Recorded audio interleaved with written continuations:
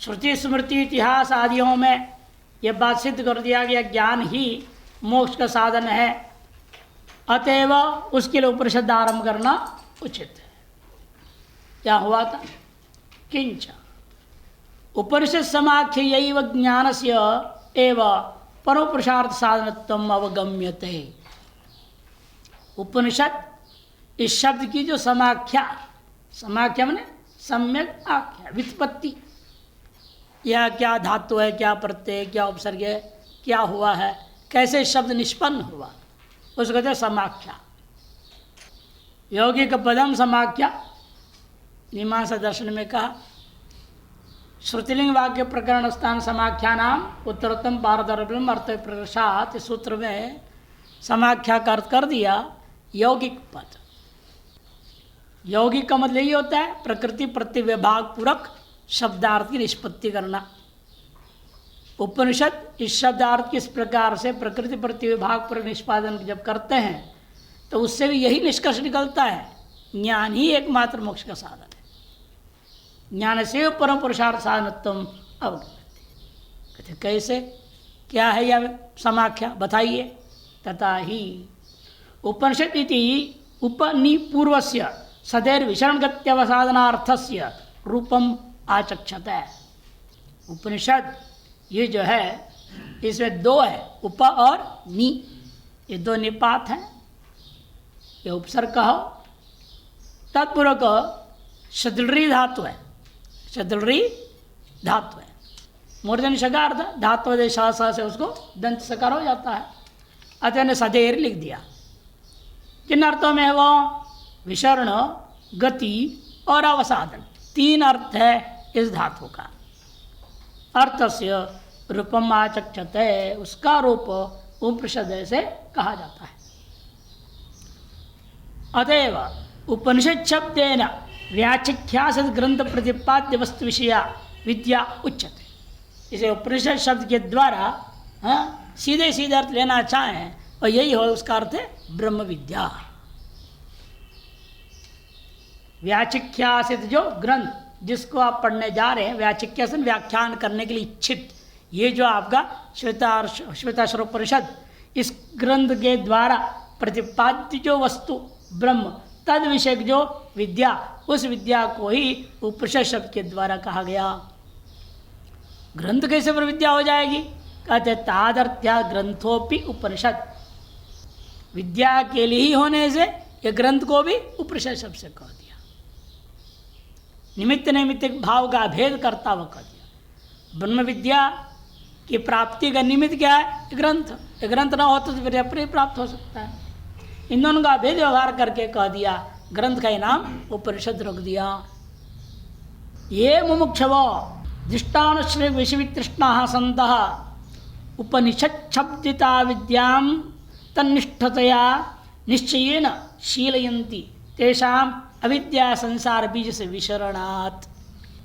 देखो क्या घटा रहे, पहले उप और नि उपसर्ग के लिए बता दिया।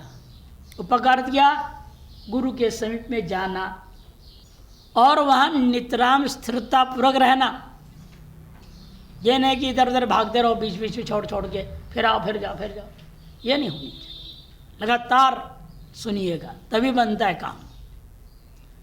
इसे कहते हैं, उसके लिए कैसे होना चाहिए? ये मुमुक्षवः। देखो षट संपत्ति सबसे पहले मोक्षत्व ले लिया, मोक्षत्व के बिना अर्थात उसे पूर्ववर्ती ले लो, विवेक, वैराग्य, षट संपत्ति और मोक्षता। इनसे संपन्न जो मुमुक्षु है वह दृष्टानुश्रग विषय वितृष्णा, वैराग्य को फिर स्पष्ट कर देते हैं। दृष्ट और आनुश्रग बने वेद, अदृष्ट, दृष्टादृष्ट, यहलोक और परलोक संबंधी जितने भी विषय हैं उन सगल विषयों से वितृष्णा, विगत तृष्णा वाला, उन्हें विरक्त हो चुका। यहलोक और परलोक के भोग और ऐश्वर्य की इच्छा ही नहीं है। ऐसे जो लोग संतः उपनिषद शब्दित विद्याम, उपनिषद शब्द के द्वारा कथित इस विद्या तन्निष्ठतया निश्चयेन, नि उपसर्ग लिया, विद्या को तन्निष्ठतया निश्चयेन शीलयन्ति, तन्निष्ठ होकर के तत्पर है ना, तत्पर संयतेन्द्रिय, श्रद्धावान लभते ज्ञानम तत्पर संयतेन्द्रिय, तच्चितनम तत्कथनम तद अन्योन्य प्रबोधनम, तत्परता यही है, यही ब्रह्माभ्यास है। ये तत्परता जो वो बताया गया है उप और नी के द्वारा, गुरु के समीप जा करके उस विद्या में निष्ठा रखते हुए निश्चयेन शीलयन्ती, निश्चय पूर्वक अनुसंधान करने लगे रहता है।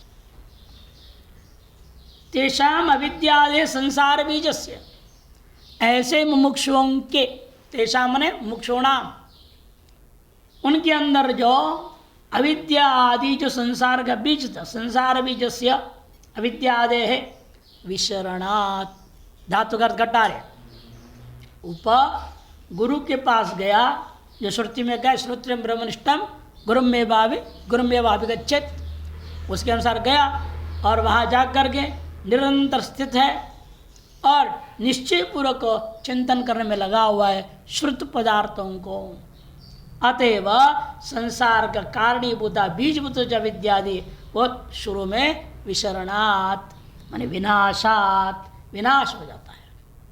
परब्रह्म गमयितृत्वात्, विशरण गति, गति से क्या लेना है, और परब्रह्म को पहुंचा दिया ब्रह्म विद्या ने। आप जो अपने आप जीव समझ के अपने आप को अलग समझ रहे थे, मान आपको ब्रह्म भाव में पहुंचा देती है विद्या। परब्रह्म गमयितृत्वाद, गर्भ जन्म जरा मरण आदि उपद्रव अवसादितृत्वाद, देखो विशरण गति और अवसाद। अवसाद किसका अवसादन किया, कहते हैं जो संभावित था, क्या क्या संभावित है, गर्भ में जाना, जन्म लेना, जरा मरण प्राप्ति होना, ये जो काल चक्र में थे, जन्म मरण चक्र गए, उपद्रव जो था उसकी अवसादित्वाद, अवसादन कर दिया, नाश कर डालता है। इसलिए उपनिषद समाख्या अपि अन्यत कृतात् परम श्रेय, अन्य कृतात् परम श्रेय इति ब्रह्म विद्या उपनिषद उच्यते है। इसलिए इस उपनिषद समाख्या के द्वारा स्पष्ट है, अन्य जितने भी कृत है उन सभी कृतों से पर, माने जितने भी मनुष्य के द्वारा करते हुए तो साधन है, उन सकल साधनों की अपेक्षा से सर्वोत्कृष्ट साधन यदि है तो ब्रह्म विद्या मात्र ही है। श्रेय साधनमिति ब्रह्म विद्या उपनिषद उच्यते है। इसलिए ब्रह्म विद्या का ही दूसरा नाम है उपनिषद। उसका प्रतिपादन कर रही है ग्रंथ, इस ग्रंथ का भी नाम हो गया उपनिषद। ननु भवेदेवं उपनिषदारंभो यदि विज्ञान से मोक्ष साधन तुम भवेत, तो पूर्व पक्षी कहता है ठीक है आपका कहना, ऐसा होता होगा, इसलिए उपनिषद आरंभ करना भी उचित है। यदि ब्रह्म विज्ञान मात्र ही मोक्ष का साधन होता तो आपका कहना ठीक है, लेकिन हमारे पास ऐसे सारे श्रुतियां स्मृतियां भी हैं जो बताते कर्म से भी मोक्ष होता है। इसे क्यों इतना जोर दे रहे हो ब्रह्म विद्या उपनिषद पढ़ो पढ़ो पढ़ो। और पक्षी का कहना है भवेदेव उपनिषद आरंभ यदि विज्ञान से मोक्षात्म भवेत न चैतदस्ति, लेकिन ऐसा नहीं है। कर्मणाम अपि मोक्ष साधनत्व अवगमात्, कर्म भी मोक्ष के साधन है, ऐसे श्रुति स्मृतियों में निश्चय किया गया है, ऐसे मालूम होता है। तो कौन सी श्रुति है, सुना तो वही प्रसिद्ध है, अपाम सोमम अमृता भूम। हमने सोमयाग किया और सोमयाग के अंतर्गत अंत में जोड़ा भक्षण का विधान है, उसके अंतर्गत मैंने सोम को पी लिया है। आधुनिक सोम नहीं, दारू, ये सब सोमरस बोलते हैं लोग इसको, ये सोमरस नहीं, इसको पीने से नरक में जाएगा, मोक्ष नहीं होगा। अपाम सोमम, सोमयाग का अंगभूता जो सोमलता से निचौड़ा हुआ रस है, उस रस जो हवन करने के बाद जो उस बर्तन में लगा हुआ, ये नहीं कि अलग से ज़्यादा कूट लेना है, ऐसे नियम नहीं है। कितना सोमलता लेना है और जिससे खरीद रहे हो किस तरह से उसे खरीदना है, ये सब श्रुति ने बता दिया है। मनमाने नहीं चलेगा, लाओ 1 क्विंटल कूट दो और रस निकाल लो, मिलेगा भी नहीं इतना। हिरण्यया क्रीणाति वाससा क्रीणाति अरुणया पिंगाक्ष एक हन्या गवा क्रीणाति, इसे वर्णन किया। उसको पहले पढ़ा दिया जाता है जो बेचने वाले को, देखो भाई एक साथ पूरा नहीं दे देना, पहले इतना सा थोड़ा सा, वो 1 सोने का दक्षिणा तुम्हें देगा, उसके बदले में इतने से आपको देना है। इसका नियम है, एक इतना बित्ता बोलते हैं इसको, 1 बित्ता लंबा काटेगा वो, टुकड़ा कर देके रखा रहेगा, 5 देगा एक बार में। फिर वाससा क्रीणाति कपड़ा देगा तब, और मैं बोल देना इदम न पर्याप्तम दक्षिणा, बोल देना दक्षिणा पर्याप्त नहीं है, तो वो करेगा फिर ले लो भैया कपड़ा ले लो, इसके बदले में दे दो, फिर वो 5 देगा। ये भी पर्याप्त नहीं है, अरुणय पिंगाक्ष हन्य गवासम क्रीणाति वो दे देता है। ऐसे 10 बार में 50 किलो खरीदेगा, हर बार में 5-5 बांध दिया, नाप भी दे दिया, इतना ही होना चाहिए। और मोटा होता नहीं, इतना मोटे मोटे होते नहीं उसमें, गिलो ही थोड़ी है कि मोटे मोटे हो जाएंगे। तो सोमलता है बेचारी पतली सी होती है, तो वो 50 इस तरह से उसको बित्ता मिल जाता है, उतने को ही कूट के रस निकालना है। उसे भी 16 चम्मच पात्रों में बांट के रखता है, और प्रत्येक चम्मच के हवन हो जाता है। उसके सारे चम्मच पात्र धो करके 1 चम्मच पात्र में जो भी लगा हुआ है सोमरस डाला जाता है, धो के पानी के साथ। अपने उसका पावर भी डाउन हो गया, पानी पड़ गया तो अपने आप उसका असर कम हो जाएगा, उतनी नशा नहीं रहेगा। फिर उसको 5 लोग पिएंगे, 4 जो मुख्य ऋत्विक हैं और यजमान। इसलिए यजमान जो पी ले रहा है वो कहते हैं अपाम सोमम, मैंने सोम रस पी लिया, इसे अमृता अबूम, मैं तो अमर हो गया। अक्षयं हवै चातुर्मास्याजन सुकृतम भवती, जो चातुर्मास्यष्टि एक यज्ञ विशेष है, हर चौथे पूर्णिमा में किया जाता है और 1 साल में पूरा किया जाता है। इस प्रकार से उसका नाम चातुर्मासी, चतुर्षु मासेषु अंतरालेषु क्रियमाणया इष्टि सा चातुर्मासी इष्टि, हर चौथे पूर्णिमा में करता है। ऐसे 1 साल में पूरा किया जाता है। उस याग को करने वाला कहते अक्षयम हवई सुकृतम, उसका पुण्य कैसा होगा? अक्षयम सुकृतम, क्षय होगा ही नहीं, ऐसा जाएगा सीधा स्वर्ग में, हमेशा परमानेंट उसका बुकिंग है, वहाँ लौटेगा ही नहीं। अन्यों का क्षीणे पुण्य मर्त्य लोगम, और इसका पुण्य तो क्षीण ही नहीं होगा, अक्षयम सुकृतम कह दिया है। भवती इत्यादि ना, इत्यादि के द्वारा कर्म से मोक्ष बताया गया। सौम्या करो अमृत भाव को प्राप्त करोगे, चतुर्मा सृष्टि करो अक्षय पुण्य हो जाएगा, उससे भी सदा आनंद और सुख में रहोगे, शाश्वत हो गए ना एक तरह से। तो सिद्धांत कहता है न तो तदस्ति, ऐसी नहीं है भाई बात। श्रुति स्मृति विरोधात न्याय विरोधाच, श्रुति स्मृति का साथ ही केवल विरोध नहीं बल्कि न्याय युक्तियों का भी विरोध है। कौन सी श्रुति के साथ विरोध है? श्रुति विरोधस्तावत छांदोग्य सबसे पहले तदते है कर्मचितो लोकक्षीयत एवमेव अमूत्र पुण्यचितो लोकक्षीयत। जिस प्रकार से यहाँ कर्म से चित जो लोक है, अर्थात जैसे खेती आपने किया, मकान बनाए, कुछ भी, ये सब क्या हो जाता है? नष्ट हो जाते हैं। यद गर्दगम तद अनित्यम, जो इस लोक में आपको प्रसिद्ध है वही ऊपर में भी है। यथा यह कर्मचित लोकक्षीयता एवं अमूत्र, जो ऊपर में पुण्यचित, जो पुण्य के कारण से प्राप्त हुआ जो लोक है वह अभी एक न एक दिन क्षीण होगा ही। तमे विद्वान अमृत भवती नान्य पंथा विदिते नायो, अलग अलग है। तमे विद्वान अमृत यह भवती, उस आत्मा को जान करके विद्वान जो है इस शरीर में रहते हुए ही अमर हो जाता है। कहीं जा करके होने की जरूरत नहीं, कर्म करके जाएगा और होएगा, ऐसा नहीं। नरसिंहपुर तापनिषद 1:16 का है।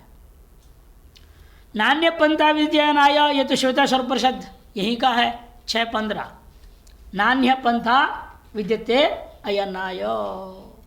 भाई उस अयनाय मन मोक्षाय, मोक्षाय अन्य पंथा मन मार्ग न विद्यते नास्ति एव। और यहाँ तो स्पष्ट ही बोल दिया कैवल्य उपनिषद में, तीसरे मंत्र, न कर्मणा न प्रजया धनेन त्यागे नैके अमृतत्व मानशु। न कर्मणा न प्रजया न धनेन, कर्म से, संतान आदि दिव्य संतान की उत्पत्ति से, या धनेन या धन से, किसी भी प्रकार से भी कहने का अभिप्राय आपको मोक्ष प्राप्त नहीं हो सकता। त्यागेन एव, त्याग से ही केवल एके अमृतत्व आनुषु। कुछ लोग जो है एके मतलब केवल है, कुछ लोग ही केवल प्राप्त कर पाते, सभी नहीं प्राप्त करते। प्लवाह्येते अदृढ़ा यज्ञ रूपा अष्टादशोक्तम अवरम येषु कर्म एतच्छ्रेयो ये अभिनंदन्ति मूढ़ा जरा मृत्युम ते पुनरेवापियन्ति। मुंडकोपनिषद का है 1:2-7। प्लवाह्येते दृढ़ा यज्ञ रूपा, यज्ञ स्वरूप जो प्लवा, प्लव कहते हैं नौका के पतवार को, लक्षित हो रहा है नौका। ये जो छोटी नौका लेकर के तुम संसार पार करना चाहते हो, यह असंभव है। अष्टाशोक्तम अवरम येषु कर्म, कम से कम 18 लोग, 16 ऋत्विक, यजमान और यजमान पत्नी, कुल 18 लोग हुआ करते कर्मकांड में, वैदिक कर्मकांड में, स्मार्त कर्मकांड में नहीं।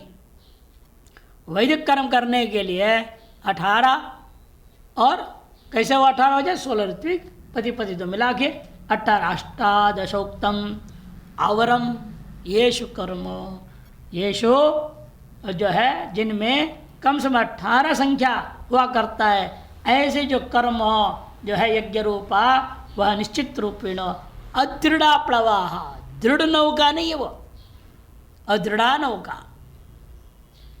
एतत् श्रेयो, और इसी को श्रेय साधन मानेंगे, ये अभिनंदन्ति, जो आनंदित हुआ करते हैं वे तो मूढ़ है, मूढ़ा।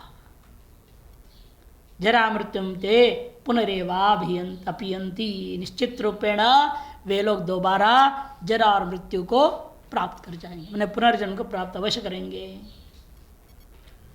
उसी मुंडक में एक और जगह का 1:2-12 में, नास्त्य कृत कृतेन, जो अकृत जो मोक्ष है, आत्मा है, ब्रह्म है, वह कृत के द्वारा नहीं होता। कृतेन मन कर्मणा उपासनया वा न अकृत नास्ति न प्राप्नोति इत्यर्थः।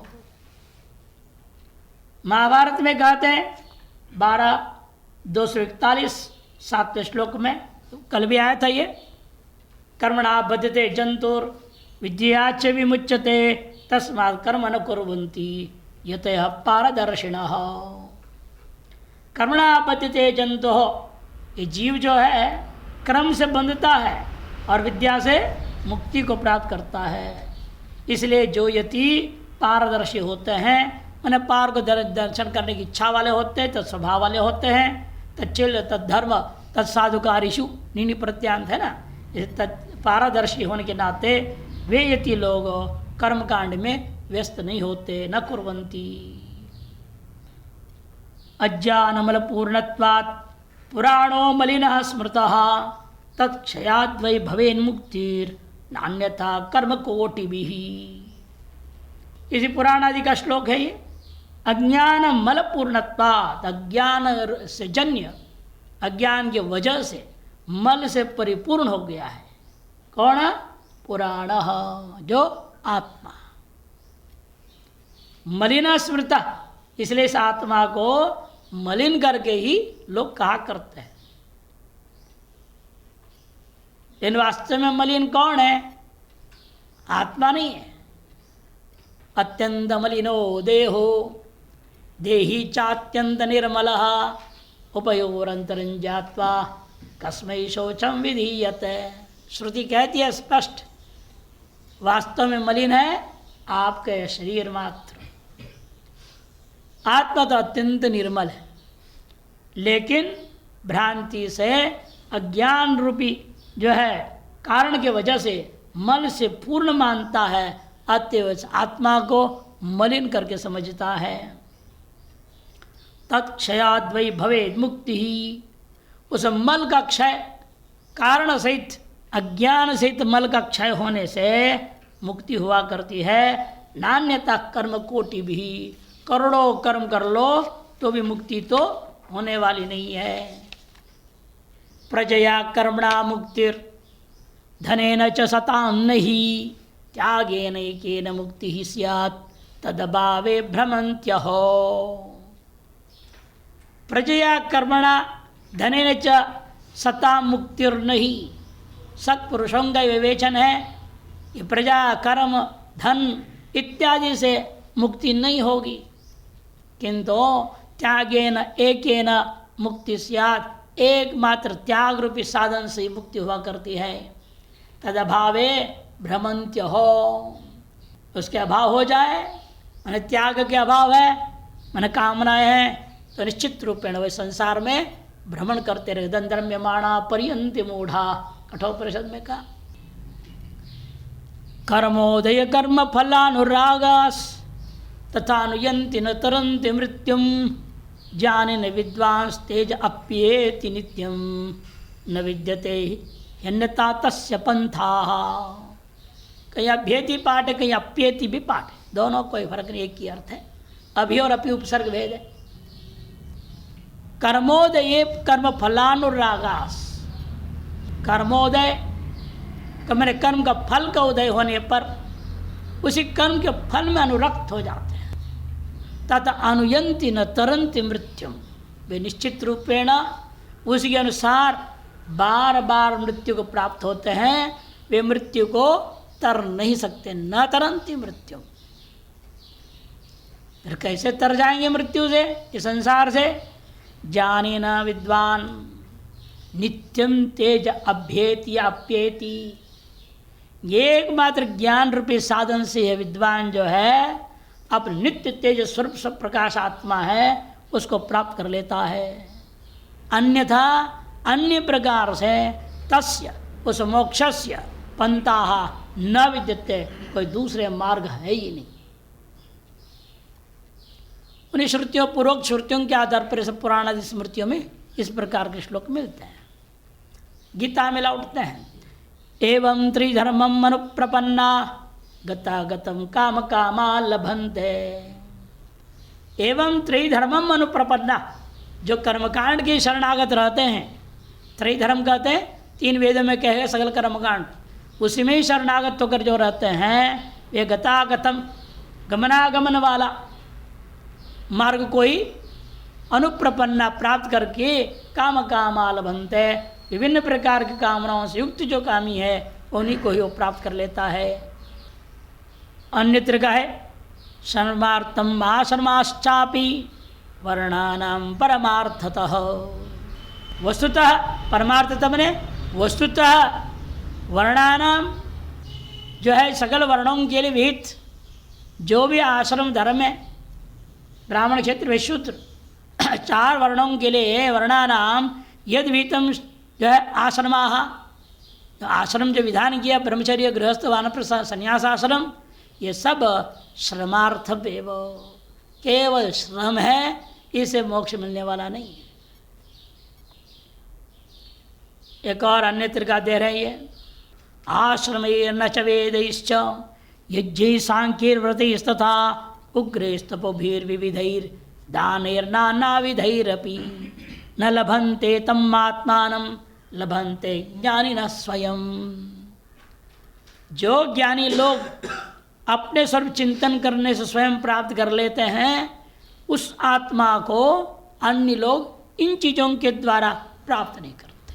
किन चीज़ों के द्वारा? आश्रम ही न प्राप्य न लभन्ते, ऐसा नहीं बैठेगा। आश्रम ही, आश्रम धर्म का सम्यक परिपालन करके भी प्राप्त नहीं कर सकते।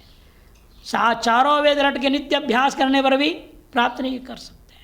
न वेदैश्च न यज्ञै, वेदोक्त सकल यज्ञों को लेकर के करे चिंतन, कर्मकांड करें तो भी नहीं होगा। न सांख्यई, विभिन्न प्रकार के दर्शन शास्त्रों के चिंतन करने से भी मोक्ष नहीं होने वाला। न व्रतस्तथा, व्रत के द्वारा भी भिन्न प्रकार का व्रत पालन करते। कल एकादशी है, नहीं एकादशी व्रत करेंगे, इन व्रतों को करने से भी मोक्ष नहीं मिलेगा। व्रत करना छोड़ो मत। हाँ, ये तो उनके लिए करे जो विद्वान के लिए, आप लोगों को करना ही है यावत पर जो है पर्यंत हुआ ब्रह्म विद्या प्राप्ति नहीं हो जाती, आत्म साक्षात्कार नहीं होता है, तावत पर्यंत सब साधन की आवश्यकता है। इन्हें यही साधन मोक्ष देंगे सोचोगे तब मना करना है।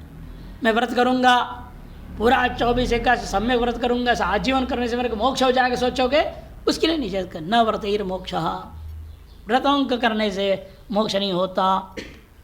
न व्रतस्तथा उग्रस्तपोभिर विविध ही, नाना प्रकार के उग्र तपों के द्वारा भी प्राप्त होता नहीं है। और दानैर नाना विधैरपि, नाना प्रकार के दान के माध्यम से भी न लभन्ते तम आत्मानम, उस आत्मा को प्राप्त नहीं कर सकते। किंतु ज्ञानिनः स्वयं तम आत्मानम लभन्ते, ज्ञानी होता है, प्रविद्या संपन्न होता है, श्रवण निध्यासन के माध्यम से वह अनायास उस आत्मा को प्राप्त कर लेता है।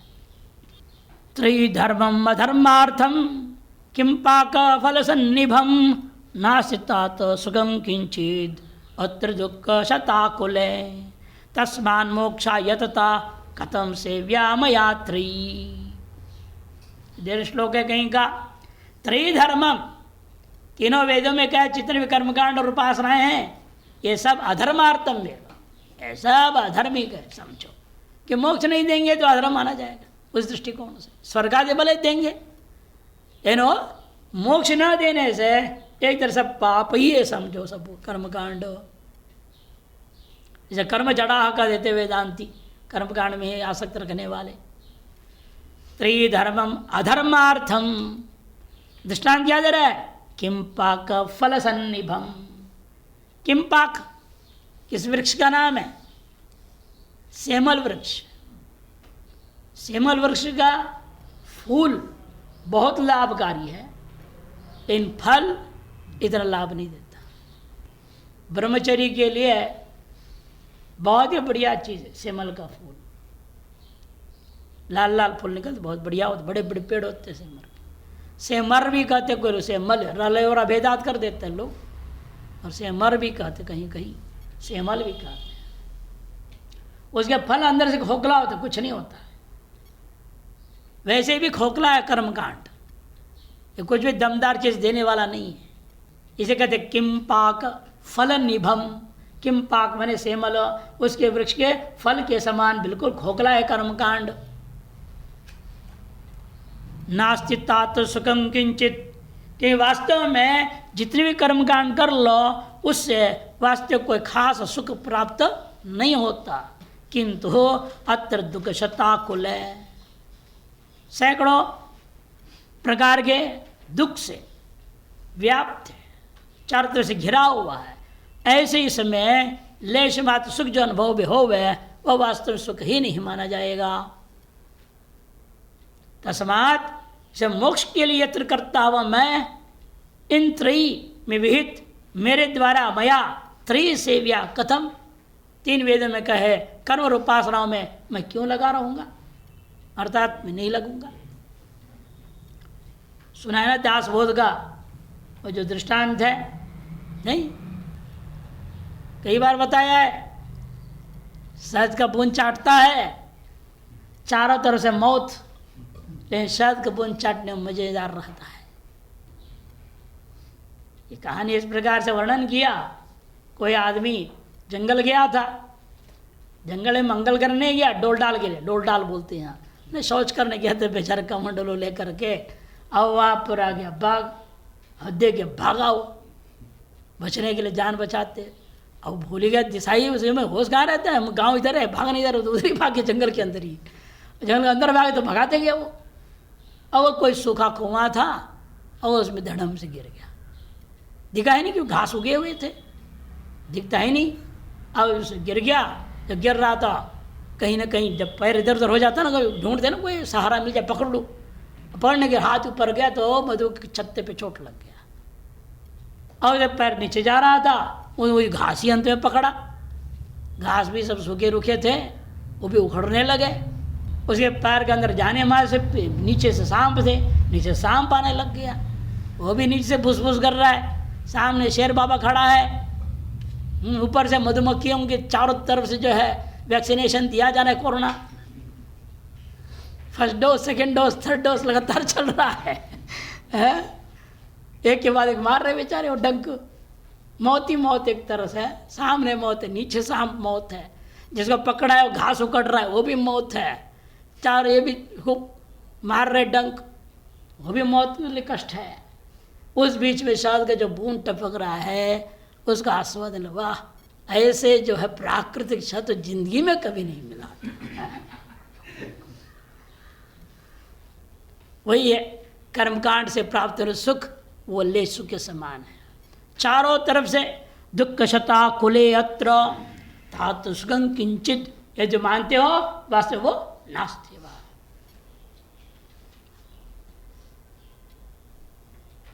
तस्मात् मोक्ष यतता मया, इसे मोक्ष के लिए यत्न करता हूँ मेरे द्वारा।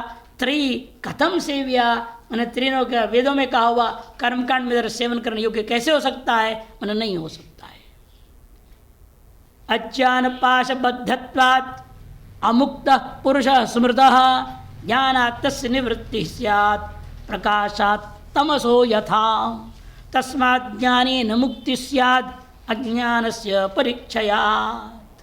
स्पष्ट ही है, अज्ञान रूपी पास से बंधा हुआ जीव को, पुरुष को लोगों ने अमुक्त करके कहा है। अज्ञानात्, ज्ञान से तस्य निवृत्ति, तार से बंधन का, पाश से जो बंधा है पाश बंधन से निवृत्ति हो जाती है। प्रकाशात् तमसो यथा, जैसे प्रकाश आते ही अंधकार निवृत्त हो जाता है, वैसे इसी प्रकार से ज्ञान से, आत्मज्ञान से जो बंधन था, पाश था, वो नष्ट हो जाता है। इसलिए एक दर्शन ही है, पाशुपत दर्शन बोलते हैं। पशु हम सब क्या हैं, मनुष्य जीव को पशु कहा उन्होंने। इन पशुओं का पति शिव जी हैं, और ये सब पशु पाशों से बंधे हुए हैं, और पति उसका इस्तेमाल कर रहा है अनेक प्रकार से।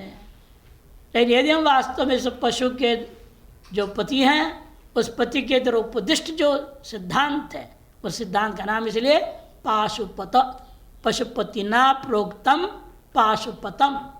उस दर्शन का अध्ययन करके शिवोहम इदम सर्वम मदन्य न किंचित, ऐसे जो अनुभव कर लेता है वो मुक्त हो जाता है। इसे पाश से बद्ध था, उसको पाशो पशुपति ने छुड़ा दिया तो पशु मुक्त हो जाता है।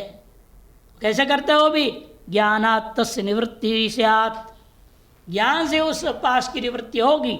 उसी प्रकार जिस प्रकार से प्रकाशात् तमसो यथा, प्रकाश के आते ही अंधकार निवृत्त हो जाता है।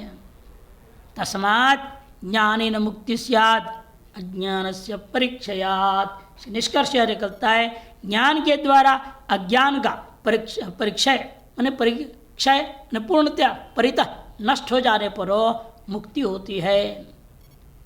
व्रतानि दानानि तपांसि यज्ञा सत्यंच तीर्थाश्रम कर्म योगा स्वर्गार्थमेवा शुभम मध्रुवंच ज्ञानम ध्रुवम शांतिकरम महार्थम।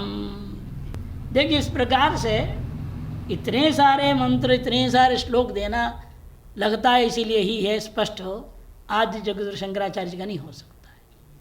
किसी भी भाषा में कहीं भी कहाँ इतना देते हैं, वो एक दो दे दिया हो गया, इत्यादि बोल देते हैं, बस छुट्टी। और ये गोमूत्र न्याय लगा दिया इन्होंने जो है गोमूत्र न्याय जानते हो?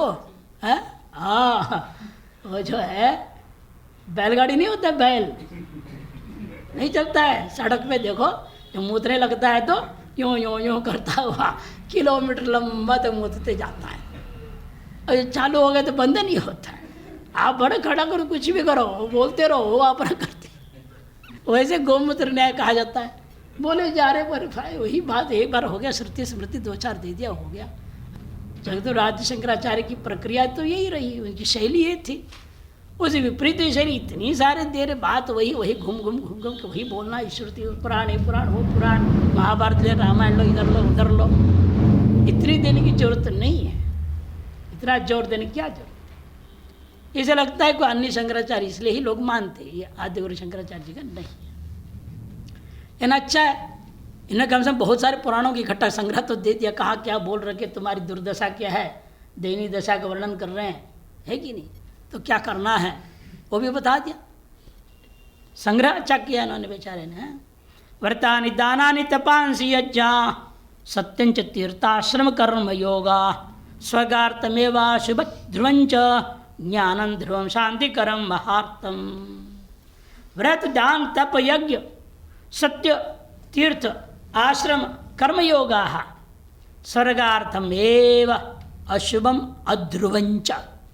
ये सब क्या है कि स्वर्ग रूपी फल दे सकते अधिक से अधिक, हर अतएव अनित्य फल देने वाले होने के नाते ये अशुभ है।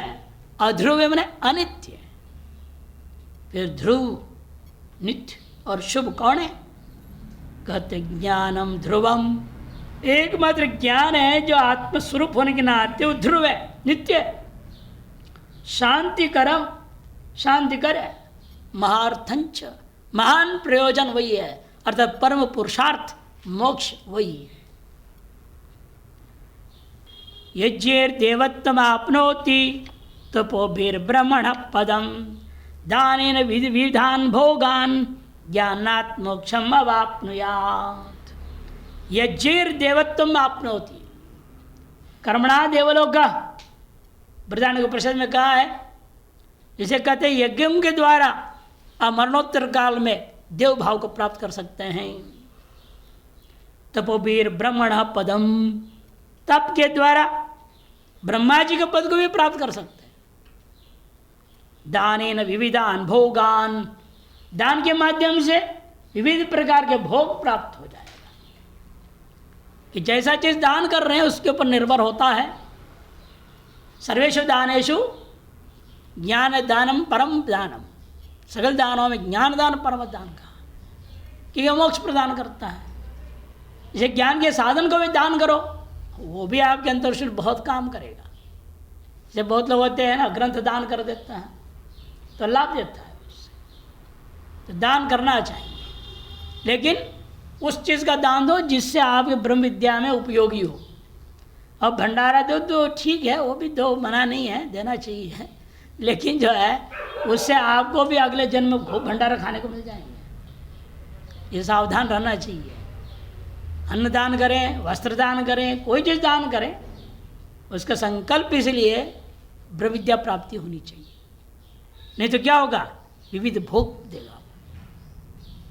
दानेन विविधान भोगान, ज्ञानाद मात्र क्या होता, मोक्षम अवाप्नुयात्। केवल ज्ञान से ऐसा है आपको मोक्ष की प्राप्ति हो जाएगी। धर्म रज्ज्वा व्रजेदूर्ध्वं पाप रज्ज्वा व्रजेदधः द्वयं ज्ञानासिना छित्त्वा विदेह शांति मृच्छति। आप लोगों ने सुना होगा एक खेल होता है रस्सी कस्सा बोल के, है ना, रस्सी कस्सा सुने हैं, देखा है, रस्सा कस्सी, हाँ रस्सा कस्सी ऐसा ही बोलते हैं। वो होता है इधर एक ऐसे एक डंडा कुछ बांध देते हैं रस्सी का बीच में, और इधर रस्सी रहते है, इधर भी रस्सी लंबा है।